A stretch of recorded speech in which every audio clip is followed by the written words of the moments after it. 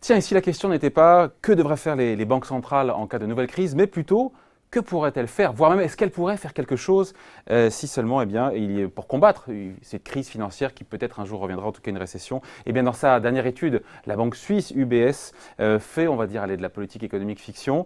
Et ça, évidemment, on voulait vous en parler. Bonjour Laurent. Bonjour David. Laurent Grassin, journaliste Boursorama. Alors d'abord, on va quand même dire que le scénario d'une crise, c'est pas, comme on dit, le scénario central, celui qui est envisagé par la banque suisse UBS. Non, il nous rassure quand même. C'est une grosse étude sur les perspectives économiques globales 2018-2019.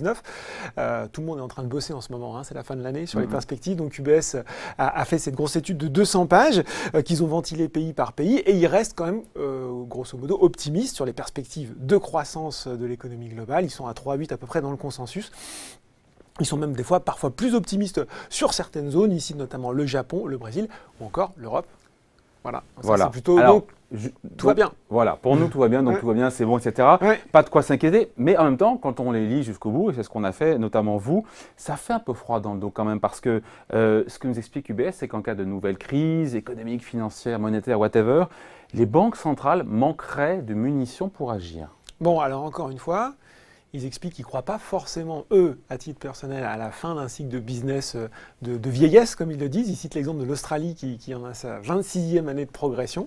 Donc, mais ils disent qu'éventuellement, la possibilité d'une crise dans les 2 années à venir n'est pas nulle. Il est évalué à 40%. 40%, c'est pas rien, 40%. C'est pas rien. Et donc, ils se sont posé la question de savoir si on avait mis à profit le temps du retour de la croissance pour reconstituer nos marges de manœuvre de politique monétaire et de politique budgétaire. Voilà. Bon, et on devine qu'évidemment, il y aura une réponse, évidemment. Oui, et puis... la teneur de la réponse, évidemment, oui, par rapport à ce qui s'est passé dans le passé. Voilà, et donc effectivement, la réponse est plutôt non, hein, puisque donc ils citent effectivement la moyenne des taux d'intérêt pour les pays développés et pour les pays émergents avant la crise. Pour les pays développés, c'était 4,1% à peu près. Ils ont un échantillon d'une vingtaine de pays. Pour les pays émergents, c'était 7,5%. Ça, c'était avant la crise. Ça, c'était avant, mais ça, c'était avant. C'était 5% pour les Fed Funds. On a vu qu'ils sont descendus à 0, qu'ils sont en train de remonter un petit peu. Idem en zone euro, on était à 4%. Aujourd'hui, on est à 0. On a même des taux de dépôt qui sont encore négatifs. Et bien, sans surprise, nous dit UBS, les 3/4 de son échantillon est resté collé à son niveau d'après-crise, c'est-à-dire au plancher. Et donc, il y a les 2/3 qui restent en dessous de 1%. Il y a quand même quelques pays qui ont reconstitué des marges de manœuvre sur cette politique monétaire. Ils citent notamment la Turquie, mais aucun pays développé ne l'a fait. Et donc, ils se sont amusés à cet exercice. Allez, on ne va pas forcément descendre à -4, -5, mais ils se sont fait cet exercice de se dire si aujourd'hui on devait répondre à une crise avec la même intensité qu'on l'a fait, qu'est-ce qui se passerait ? Ça pourrait arriver, sauf que là, on part de 0. Voilà, et donc c'est le grand bleu, effectivement. Voilà, on plonge en apnée. Tous les pays développés, la moitié des pays émergents devraient passer en territoire franchement négatif, et c'est donc ce chiffre de -4, -5%, c'est plus théorique que pratique, mais ça montre bien qu'effectivement les marges à la fois taux court et taux long. Oui, parce qu'en fait les taux longs aussi, ils sont restés, vous en parliez avec le VIX UBRAN, la pente est restée plate, les taux longs restent très bas. Donc on se dit que pour la politique, on sait aussi que la BCE notamment, on dit que ces taux vont rester bas très longtemps. Hein, elle va commencer à travailler sur ses rachats d'actifs, donc on envisage de rester collé sur ces taux bas. Donc ça, c'est un des outils de politique monétaire. Le deuxième, c'était le QE. Et là, on se souvient, souvenez-vous, j'étais là la semaine dernière déjà. Ben oui, et lui, il disait effectivement... Un des membres du directoire de la BCE. Et il disait, on a utilisé le deuxième outil, c'est le quantitative easing, donc c'est le rachat d'actifs, et il disait qu'on pourrait peut-être pas, en tout cas au niveau européen, utiliser ce système-là pour des raisons techniques, mais toujours est-il que ce nouvel outil qui avait été beaucoup utilisé, peut-être ferait preuve d'inefficacité.